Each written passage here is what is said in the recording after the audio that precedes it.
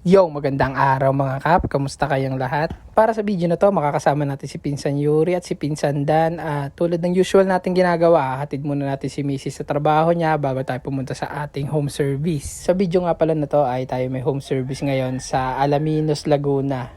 Siguro naman kilala nyo pa rin tong client natin na to. Ang client nga pala natin ay si Sir Arvin. Siya ay kapatid ng client natin na si Sir Koy at sila ay parehas from Alaminos. Last time na kinabitan ko si Sir ay less than 3 inches yung haba ng natural hair niya. Tapos ngayon mas challenging kasi nasa 2 inches to 1 inches lang yung kakabitan natin. Kung natatandaan nyo yung client natin na na-scam ng bilyaran tapos nagbigay sa atin ng tarantula ayun si Sir Arvin yon. Siguro kinabitan ko siya nung November kasama yata siya doon sa 14 straight clients natin. Tapos ngayon wala na uli siya dreadlocks pero hindi naman siya nakalasan. Nag-ayos daw kasi ng passport tong si Sir tapos kinailangan niya tanggalin yung dreadlocks. Yung yun naman kasi maganda sa dreadlocks, pwede mong alisin, pwede mo ulit ikabit. Mas matindi lang yung challenge ngayon kasi maigli talaga yung buhok ni Sir. Siguro nasa 2 inches lang to kapag hindi nakasanriyo.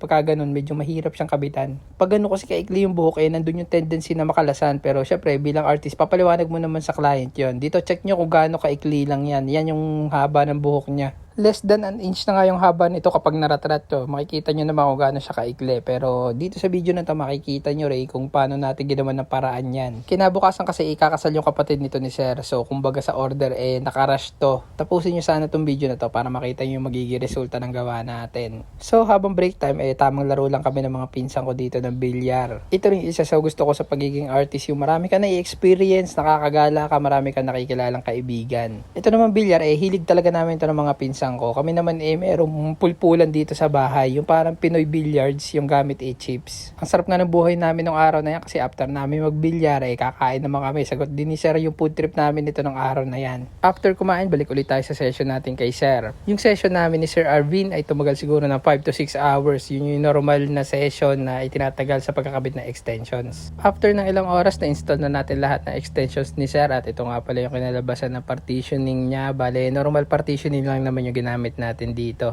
2 years na nga pala itong ginagamit yung dreadlocks ni Sir at kahit isang beses hindi pa namin ito nire-repair. Ang unang owner nito ay si Sir Koy na kapatid ni Sir Arvin. So ito nga pala yung resulta ng gawa natin kay Sir Arvin at promote ko na rin sa video na to na si Sir Koy nga pala ay may clothing business dyan sa may Alaminos. Kung gusto nyo umiscore na pang malakas ang t-shirt ay bisitahin nyo lang tong FB page nila. Marami kayong pagpipili ang local brands. After na session namin ni Sir Arvin ay nagpalipas muna kami ng oras dito sa bilyaran nila kasi hapon na rin naman to, malapit na lumabas si Mrs. At katulad din ng usual routine namin, ihahatid ko siya sa work niya, diretso ako ng home service at after ng home service ay susunduin ko siya sa work niya. Since ang Alaminos naman ay malapit lang sa Santo Tomas, bali dito na kami sa SM Santo Tomas, Batangas nagpalipas ng oras hanggang sa pwede na namin sunduin si Mrs. sa work niya. Bali si Sir Arvin ay first client lang natin sa video na to. Pag uwi natin sa bahay ay meron din tayong second client. Para sa second client natin sa video na to, ang client natin ay si Sir Matthew at siya ay nagmula pa na Calaca, Batangas.